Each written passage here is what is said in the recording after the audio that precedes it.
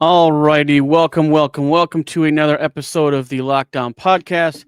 Continuing to pick apart Raw, SmackDown, any PLEs we're seeing, which in this juncture is 3 weeks from Survivor Series, but nothing has been presented of match. But I mean, it's going to be cliche war games between someone in the MFTs and someone else. I mean, it's kind of a shoe in, like maybe Wyatt Six versus the MFTs. I don't know how they play it, but um, yeah, it's gonna be one of, like, I feel like Survivor Series shouldn't be such, like, we're literally 3 weeks away from it, right? So 3 Raws, 3 SmackDowns, and we have nothing for the show. No vignettes, no anything. So it makes absolutely no sense. Maybe we'll find out Monday with something. Maybe. Yeah, I mean, it's Survivor Series. It's one of the big four. So the fact that you're not building this is pretty shoddy on, WWE's part, I feel like. But so so we start off Raw with obviously the new World Heavyweight Champion CM Punk, and he does his best to basically do the same promo that he does pretty much every time he comes out. It's just different now with a title, and honestly, congratulations to it. And I'm Um, glad he's the champion. and so now we finally get CM Punk with no one hovering over his shoulder with a briefcase, so he can do what CM Punk can do. And I look forward to what they do with CM Punk, because obviously there's plenty of matches we'd like to see. All I can say, I'm hoping WWE here soon puts the side plates up on their website for sale because my ass is buying some. Right. I got Yeah. Cody Rhodes' side plates, but Yeah. man, those CM Punk side plates, they look pretty nice. Yeah, I've contemplated on getting the Roman ones for my blue universal belt, but just I because would. that's the only belt I got. I know he was, basically had that title till they basically combined the titles. So, but yeah, so once again, obviously you get Logan Paul Blue that interrupts CM Punk and basically That chatters on. there was a rumor that it wasn't supposed to be Logan Paul coming out. It was supposed to be Austin Theory was supposed to come out, and then they changed it at the last minute for Logan Paul. Yeah, and I think it's basically kind of running the narrative with who's going to join the Vision. Because obviously Bronson Reed and Braun Breaker come out, and you know Logan Paul kind of helps, but Somewhat. somewhat, very somewhat, but and so yeah, I the Vision is kind of stagnant at this point. I feel like if you're not going to push them in any way, shape, or form, it's kind of useless. I feel like the Vision is going to fall to the plummet of what the original Bloodline 2.0 was, with Solo, Jacob, and Tamatonga and Tongaloa. Um, I hope they don't. Honestly, I feel like there's a lot to this faction, and I feel like they can, if they do it right, it can be a great faction. But if it's just a matter of them just beating people up just for SNGs, and that's all they do with it, they don't put any straps on them. I would hopefully assuming at some point we're going to get Braun Breaker and CM Punk. I think that is next on the horizon. Maybe we That's get, that's that's what I think. maybe we get that at Survivor Series. Um, that would be a good marquee match. Outside of the two War Games matches, because there's only going to be about four, maybe probably five tops matches at Survivor Series. So you have the two War Games, the men and women. So you have those two, and then plus like three matches. Doesn't So say, yeah, you're going to have for the women's war games. It'll probably be some from SmackDown and some from Raw going one on one. Probably. yeah, I wish they would bring back the original meaning of Survivor Series. Like I wish we would get a Raw versus SmackDown. As I say, they did one before in the past was Raw versus SmackDown versus NXT. Yeah, and they have done that. But I feel like they've just been kind of running the War Games. That's just kind of it just turns into Survivor Series War Games. It's not really like they might as well just call it War Games. Like I don't even know why you like, you know, Yeah. if it's not really I like don't see the point where being called Survivor Series. yeah. So, um, but so I don't know what they're doing with Stephanie Vaquer at this juncture. But so they put her in a tag match with Nikki Bella versus once again for the millionth time Roxanne Perez and Raquel Rodriguez. And she Getting takes an boring. L, which I don't. It doesn't really too bad because Nikki Bella took the L because she's been taking L's, and I don't know exactly why they're having her take so many L's, and I get putting over new talent, but I also like just don't just make her a joke out there and like continuously losing matches. Like I don't know, I don't know what they're doing with it, but so El Grande Americano and his goons have been basically running roughshod all over the place. They were done in NXT for a speed match, I believe it was. Um, and now they're back up on the main roster to face off against Penta. And actually, Penta does get one up on El Grande Americano's goons. And obviously, El Grande Americano tries to do the metal plate in his mask, and that ends up not working out, and Penta gets the win. And Penta is another one that I'm like, what are you truly doing with Penta? And like Penta is probably the greatest luchador signing they've had in a long time. And I don't, between him and his brother Ray Phoenix, like, what are you doing with either of them? And so like Penta just seems to just have these mid card matches, and I feel like this is another one they're really missing the ball on. Um, because Penta has the star power, he has the fans, he has the merch, he has everything going for him, and I don't know why we're not, putting a strap on him because Yeah, he's been in. he should have by now he should have the Intercontinental Championship.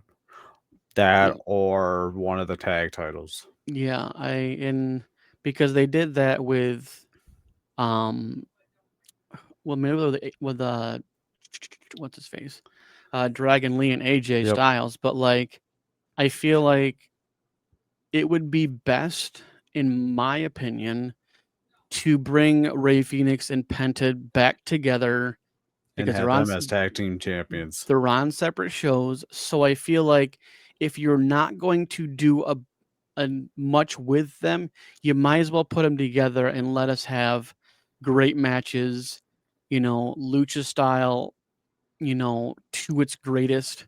I totally agree because when they were both in AEW, they both put on 5-star matches every single time. They always do.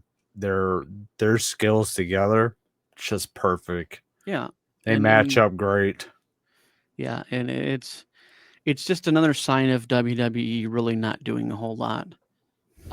So we get this Dominic coming out and doing what Dominic does. Obviously his father does return after a brief away time, and Dominic has come a long way, and I've said this very much in the last probably couple months of him kind of really coming into his own, really, really being an absolute heel.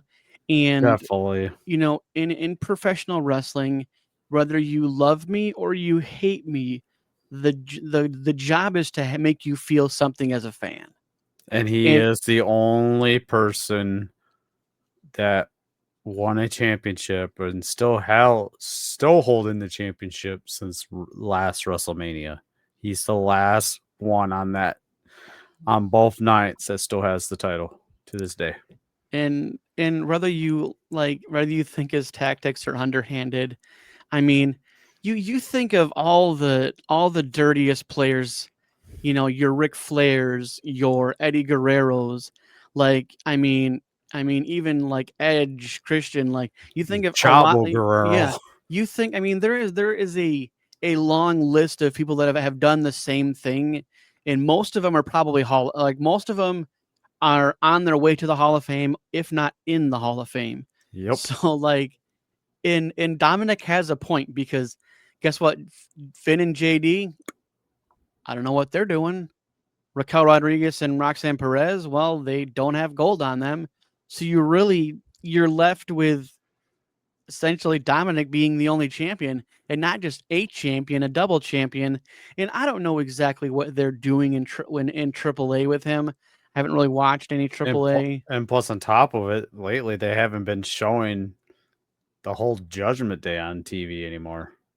It's been mostly the two women in the group and Dominic, or just Dominic. Yeah, I mean, and obviously Dominic, the Judgment Day wouldn't help him out, so he obviously, a couple weeks back, offered, asked the services of El Grande Americano and his two guys, and so like, I feel like this is a slow departure. I feel like Dominic might group up with El Grande Americano and his two guys and be like, fine, you guys don't want to help me? Fine. I'm out. Deuces. and I think that he doesn't need the Judgment Day at all, anyways. No, he's good. He's good on his own. And I mean, he's coming to his own. He's doing his own thing, and just gotta give respect where respect is due. And fans lately, the fans has been behind him. Yeah. So like, what a change. So we get our next tag team match between the Kabuki Warriors and versus Bailey and Lyra Valkyria. Kind of a weird pairing, but I mean, definitely. Asuka and Kairi Sane obviously get the win on that, and they have so much talent in the women's division, and it seems like they're very complacent, with what they have, running like very mid-level anything. As far as the matchups, obviously you get Charlotte Flair and Alexa Bliss at the end of it, we have the gold, congratulations, But yeah, and so I really hope that like WWE figures things out, and I think they do have them figured out. They're just not like pulling the trigger on a lot of stuff that we as the fans would prefer to happen. And obviously, like we'll take what we get, just because it's not like it's our job to, like to do the business. But like, I feel like it's getting very boring. It's getting very complacent, of what we get on Raw and SmackDown. And I mean, 20, 30 years ago, like we were having Hell in a Cell matches, we were having top level matchups, like, and I feel like we barely get, like the bare minimum. That is true.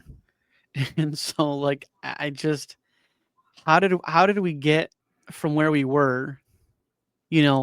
You're not getting a lot of the top tier stars on the Raw or SmackDowns, like in actual matchups.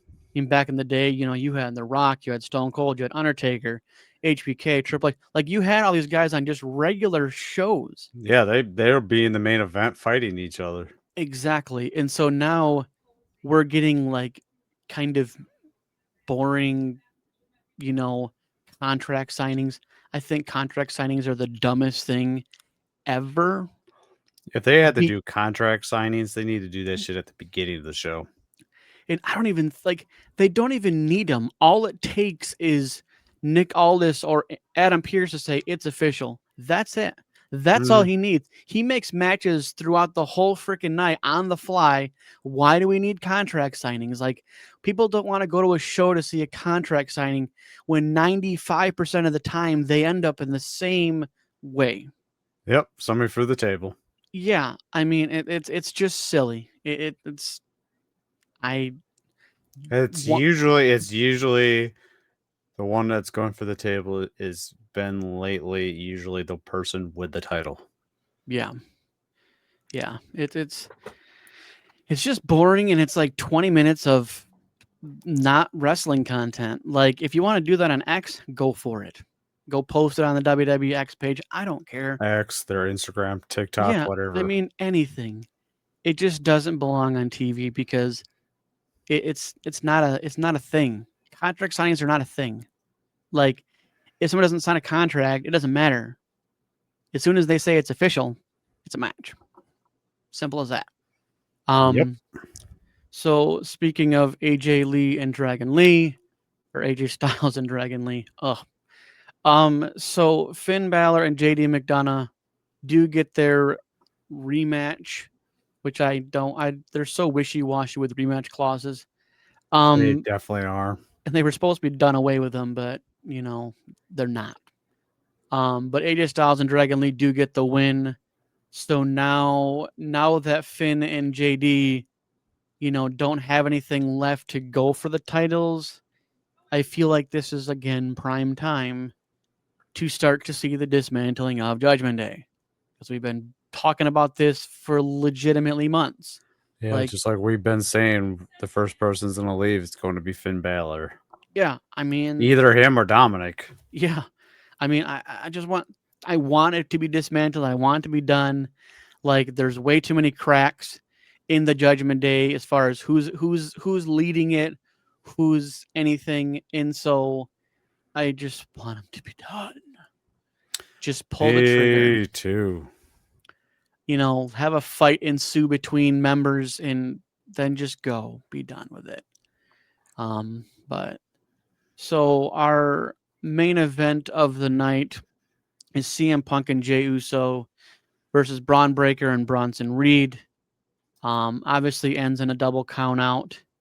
And we thought, some people thought, that Logan Paul coming out, was to help out CM Punk and Jey Uso, and that was the furthest from the truth. And obviously Logan Paul knocks out CM Punk. And let me tell you, is that CM I think Punk he really hit. I think he really hit him. and I don't think they're real. They're not real brass knucks, but I mean, like, if it was a legitimate hit or a not legitimate hit, CM Punk sold it like it was. And so I chalk it up to CM Punk taking the beating, the punch, because it looked cool. Obviously, I know, like, in real life that'd be bad, but but I think this is maybe the segue to Logan Paul joining the Vision. Now I don't think it's been confirmed. I think we might find out tomorrow on Monday Night Raw if Logan Paul is going to go that way. I don't think it would be, honestly, a good idea. Just because Logan, so you have Paul Heyman and then Braun Breaker, Bronson Reed. Like, I don't feel like Logan Paul is going to play third fiddle in a faction. That's just not him. That's not his character inside the WWE and outside. But I mean, I guess we'll see tomorrow what comes of it. Now, Friday Night SmackDown starts the exact same way every week. We get Cody Rhodes coming out, doing the same thing Cody does. What do you want to talk about? That is the stupidest catchphrase ever. Every city. What do you want to talk about? Yeah, and it's just stupid, and I'm beginning to lose faith in his ability to be believable in his promos. because they sound like he's reading them off cue cards. But Maybe he's pulling the Rocks playbook and just reading it off his hand. right. Yeah. But so we get Aleister Black and his wife Zelina Vega coming out, and I love this combo. I love them and together. and I think as much as I liked Karrion Kross and Scarlett, I think another. I mean, it's basically they're just replaced by Zelina Vega and Aleister Black, but I feel like Aleister Black has a little bit more a little bit more going on as far as he doesn't care about everybody else in back. No. Like Karrion Kross is always getting everybody's business and doing some other stuff. Like Aleister Black is there for Aleister Black. And I think the pairing of obviously real life couple, it works because now you're basically letting, essentially Zelina Vega's for the most part the mouthpiece. And she does a phenomenal job because she's a scary 5-foot Mexican or whatever, Puerto Rican. She is. Oh, I'm gonna get canceled. But who gives a shit? 2025. Right. But yeah, and so it's and it basically led to they had a match at the end of the night, and we'll get to that. So Ilya Dragunov, who is the men's United States champion, is continuing, the legacy of the United States Open Challenge, which has been going on since Sami Zayn won it. And so I like that we're continuing to get the United States Open Challenge. I love it. It's fun.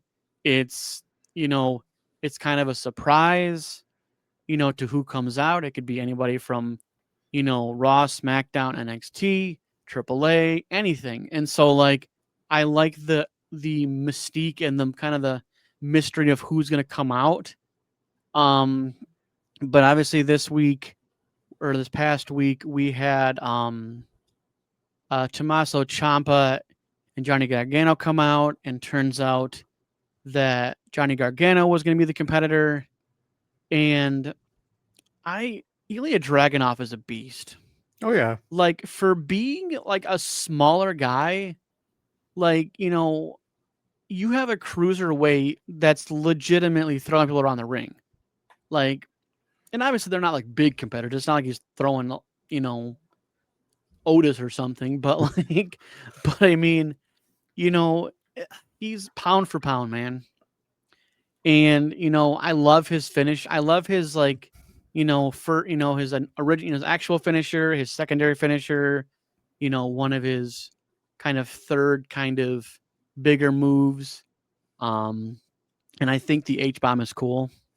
I think it's kind of like that knockout blow, kind of like what you'd see in UFC, where it's kind of that fall down and just basically knock him out with your forearm. So, but obviously Ilya does get the win over Johnny Gargano, so he continues as champ, and obviously look forward to seeing Friday who is going to be the next person to fight. I hope it's something different. I hope it's not like Tommaso Ciampa. I feel like that whole situation has kind of run its course.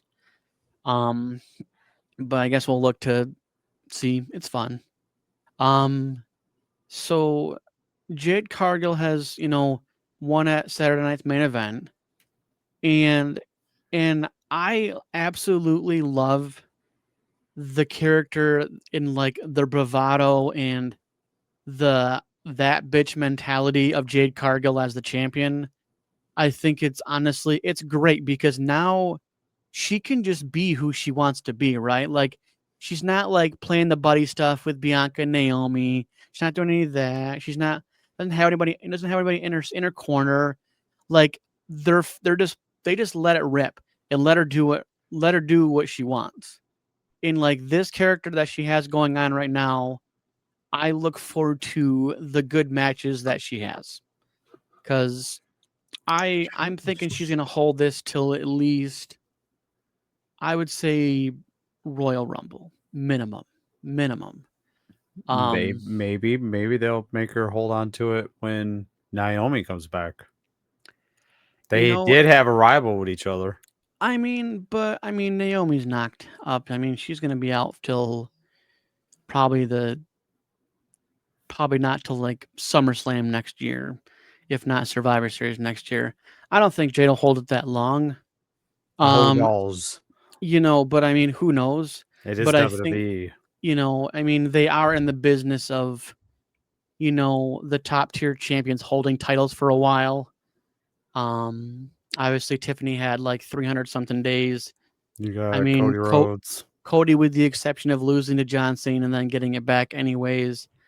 Um, Seth Rollins had it for a while and then he lost it and then he won Money in the Bank and then got it back and then now he's injured. So I mean, I feel like they definitely are in the business of long-term championship reigns as far as the top tier. Um, so yeah, I mean, it is a possibility that she holds it till whenever Naomi comes back. Now, I don't think it's probable, but I believe it's possible. So, I mean, It's up there. It's up in the if air. Tiffany had it for 300 days, what's to say that Jade Cargill won't have it for 300 plus days? So last week we had Nia Jax, or the week prior we had Nia Jax versus Alexa Bliss, and Alexa Bliss getting the win. This past week we got Nia Jax versus Charlotte Flair, and it was honestly a pretty decent match. Obviously, Lash Legends, who has actually been officially signed to SmackDown now, helps distract Charlotte. She tossed Alexa Bliss around like a fucking rag doll. Damn. Yeah, I mean, but so I liked the after match segment between when one of the girls interviewed her and Nia Jax, and basically like they're actual, they are friends, like they're not like this whole mentality of what Alexa Bliss and Charlotte Flair are. Oh, we're not friends and blah blah this. And so like I look forward to what they're going to do with this pairing. I feel like it would be absolutely insane, and I think it's very possible that Nia Jax and Lash Legend get a shot at the titles. And let's say again, Survivor Series. Let's. I mean, that is 3 weeks away, but it is a Yeah. I think that's probably the only possible matchup I see currently with based on stories. So maybe that's one of the other matches we get at Survivor Series. Um, we'll wait and see. Um, so Julia has only defended her title 2 times in well over 100 days, and her third title defense was against Chelsea Green. And Julia had this match the whole time, the whole start of the match, and Chelsea puts together a little bit of offense and then does a pinning combination. And what's stupid is that the ref literally looked at Chelsea Green's legs being on the thing and still counted 1, 2, 3. And I feel like there's gonna be something with this. Oh, I definitely. feel like Nick Aldis is gonna get an earful from Kiana James, the quote unquote manager of Julia, and I think there's going to be another match. And I think, there's only one or two possibilities. Either A, Julia wins it back and starts having meaningful matches, or they have another match and Chelsea Green beats her straight up. But there's going to be another match. There has to be. This is the same situation, not exactly similar, but to the Randy Orton and Gunther match, where Randy's arms were up or his shoulder was up and they counted and then they had a rematch. So I think that's what we're gonna get. I would hope it was We might end up getting that. I hope it's just next week and we can get a definitive clarification of of clean victory. So I don't think I can recall Tala Tonga since he's been with WWE that he's had a singles match. And of course he's against Ray Phoenix, literally Oh, someone. he's had couple Well, were they singles or were they tag teams? singles. He had a couple single ones, and the rest of it was tag teams. I think he's only had, being in WWE, I think he's only had, I think this would be his third singles match. I Yeah, think. I just don't recall, but I mean, we don't have Frederick here to check us on what we say. So, Yeah, but true. obviously Tala Tonga makes quick business of Ray Phoenix. I mean, I give Ray Phoenix props for, trying to put up a fight against a guy 3 feet taller than him, but like, life goes on, man. So our main event we got was Cody Rhodes versus Aleister Black, and in typical WWE fashion, the trope of all tropes, the recipe of all recipes, it ends in a no contest because of Drew McIntyre again. And if you really think about it, Drew McIntyre, he might have some genuine grievance. I think so. But like if that's just the character they're running with, give the guy an award. Because like he plays he's the victim in every scenario. He doesn't really like, these tactics, to how people win against him, even though obviously at Saturday Night Main Event, he was the one that entered the title belt. Cody just took advantage of it. So like, you gotta kind of, weigh it out a little bit because even though Cody used it, he didn't bring it in. So that is true. And the referee was down. And so Drew McIntyre ends up hitting a claymore on Dan Engler, one of the referee in the match, and ends up basically he is apparently suspended. We don't know the time frame. I'm gonna And say the Survivor Series. Yeah, I don't think it'll be in a super long one. They never really are. No. But I think Drew will be back at some point for Survivor Series. I don't know in what capacity, but he will be back. And back, like I said, and more pissed off. Yeah, and when again, we don't really have anything for Survivor Series at this juncture. I hope they, start getting some stuff together like sooner rather than later. But we also have the Last Time Is Now tournament that starts Monday. Yeah, it's in Boston. Yeah, to basically see who's going to face John Cena last. And I think it's funny that they're giving this illusion like it's a roulette to see who's going to face off in this tournament. And it's really laughable because like they make it out to be like it's just these random matchups, and they're truly drawing from this, this little the Royal Rumble bingo. little pin bingo hall thing. Yeah, I mean, like, who are you kidding? Because like, so the people we have thus far, on Raw, we have Damian Priest versus Rusev, and we have Sheamus versus Shinsuke. And that's the first round of from Raw. And from SmackDown, we have Jey Uso and The Miz versus LA Knight and a mystery person, which, if anybody's watched wrestling, when you think of say his name, you think of one person, and you don't want to say that one person because he appears, that being one Joe Hendry. So like it's I can say it's him. and I know he's down in NXT doing this thing with, man, what's her face? I know what you're talking about. I can't think of the person's Yeah, name. with Thea Hale, that's what it was.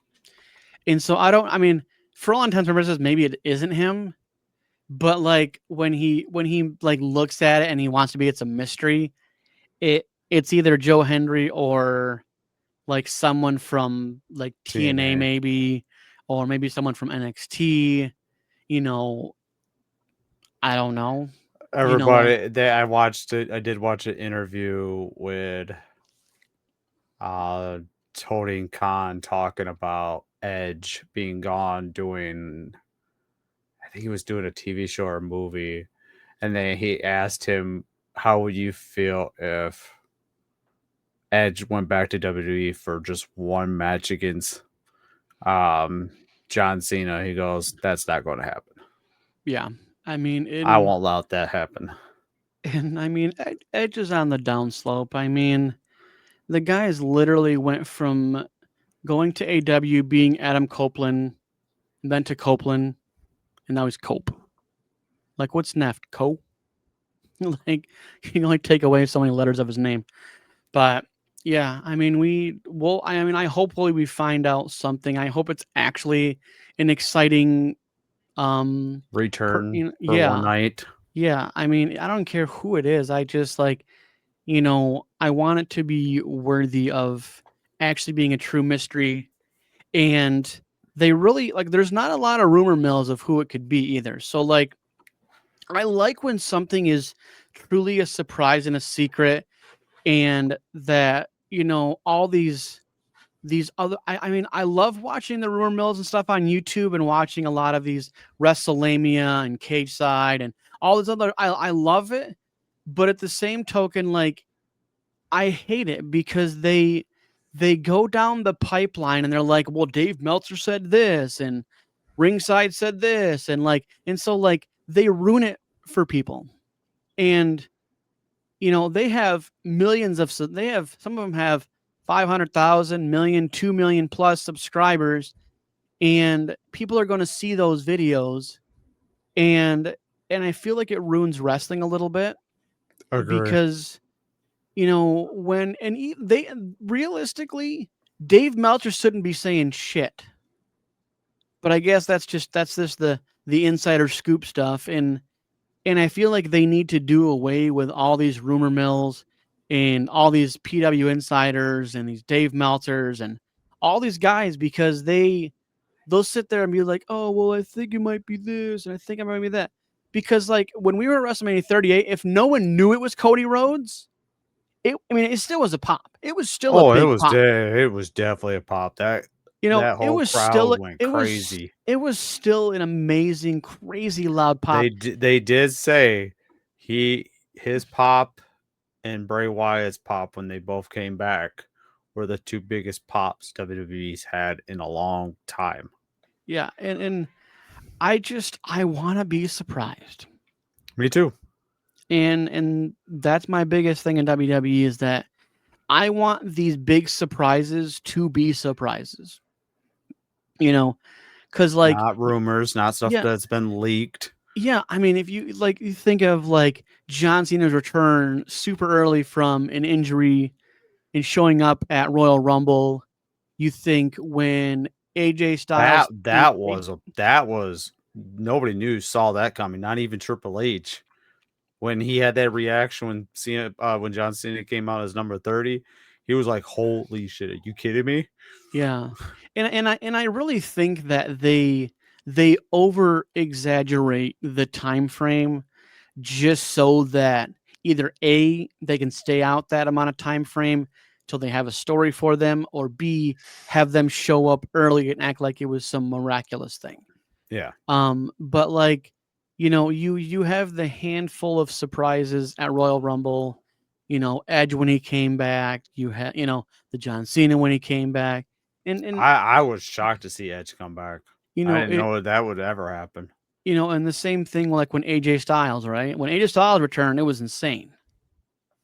And so like I want to live for the surprise, and I feel like this stuff again it just kind of ruins it. And honestly, most people probably don't even watch it anyways. Like I think, but so I want to just touch on this, and I was something I vaguely kind of glazed over is that, well, I guess two different things, but so basically TKO is realizing the flaw in their game plan to raise tickets to basically ward off their debt that TKO has. And you're starting to see that one, they had like one of their lowest viewerships on SmackDown, obviously because it's to the World Series, but they still have more than the World Series. But like you have people showing very empty stadiums. Now I think those things are a little bit misconstrued because I think they're taking pictures before and acting like it's that. But anybody who's been at an event knows that really the gorilla or the hard cam, usually not a lot of people are on. Yep. They usually have a lot of black tarps over a lot of the seats over there. But like you also can't dispute that like there was a show or something they had like they only sold like 6,000 tickets to, right? And you're trying to pack, a stadium that you can fit, 12, 13, between 10 and 11, 12,000 people in. And I wish Vince McMahon was back. And I think anybody who's watched wrestling long enough, whatever with all the shit that happened, the guy ran the business right. And the tickets were cheaper. He wanted to create generational talent or generational fans. And now it's become more of a, well, whoever has money can go do it, but the average person can't. Because like SmackDown comes to Grand Rapids, I think it's December 19th. Yeah, it's December 19th. And so like, I mean, obviously, are ridiculous. Yeah, I mean, like I think tickets were in the realm between like 80 and like 140 a ticket, and those were like that was like nosebleed. Nosebleed seats that I saw were like 80. If you wanted to like the second lower bowl, I think it was about almost $200. Then the floor was a little bit about $200 to $300. Yeah, and yeah, so I'm thinking about talking to my friend and see if he's still doing those filler seats, and if he is, let me know. Right? Yeah, I mean, I won't. I mean, well, and what's weird is that so they usually go Raw for SmackDown in Grand Rapids, but it was Raw, and then they had a SmackDown here earlier this year, and then now they have another SmackDown. But like, because I can go to a Raw, I just can't go to a SmackDown because I work.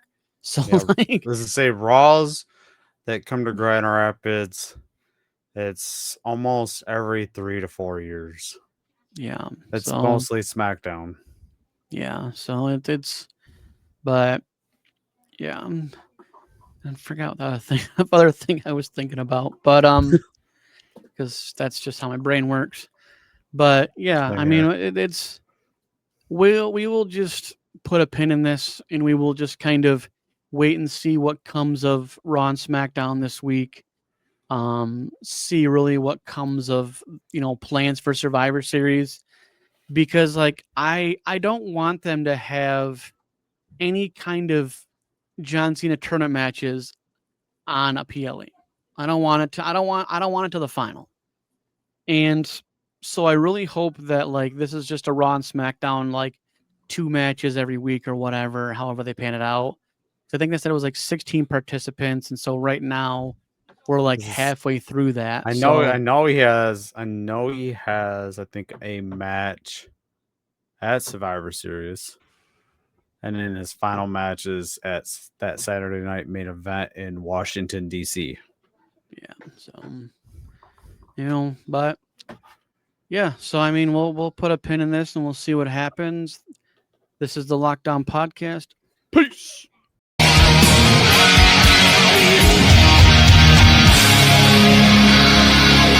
Bye.